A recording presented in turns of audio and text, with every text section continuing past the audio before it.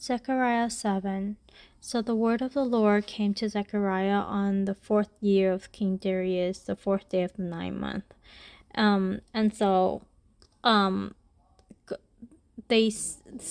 of the people, I guess, talked to the priests and stuff like that.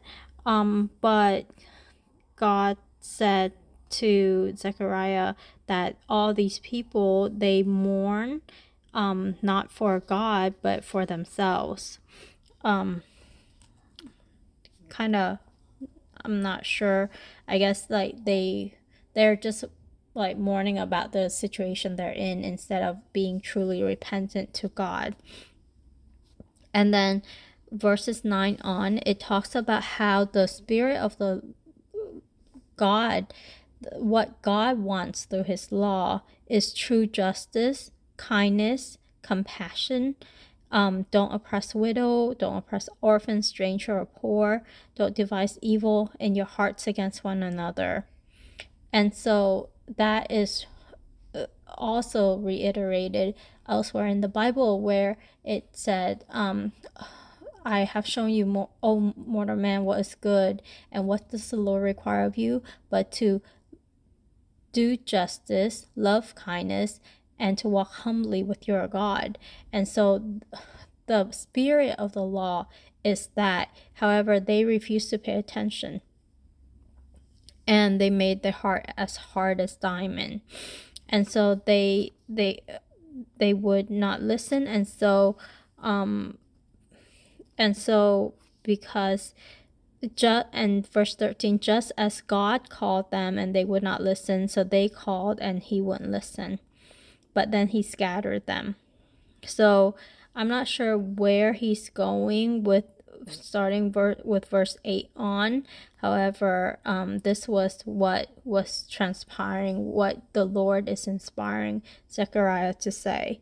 And the study Bible, it gave me a little bit more insight. Verses 1 to 7, the people had fasted and mourned what they had lost rather than duly recognizing the righteousness of God's judgment against them. Okay, I understand that. The south is negative. For this largely desert region to be populated, unusually suitable conditions were necessary. This was even more true of the lowland between Judah and the western plains. Only when Israel and Judah were exceptionally strong could the conditions described in chapter 8 prevail. So I haven't read chapter 8 yet, but talking about just landscape and environment, the environment does change a lot. Like what we see today, that might have been a desert, might have been like a grassy farmland, fertile land for farming back then. And so we can't look at what we see today and say, oh, that's how it has always been. That's not the truth. And we even know that just from studying the landscape of California. And so like just during the American Indian time until now, like within a few hundred years. And so like, and we see when God sends calamity, he makes like inhabited lands become ruins or forests or deserts or like the Dead Sea, and so where it's not suitable for good things anymore. I'm not saying the Dead Sea was once not dead. I think the Bible made it clear that there is, but I'm not sure. I'm not sure like that. I'm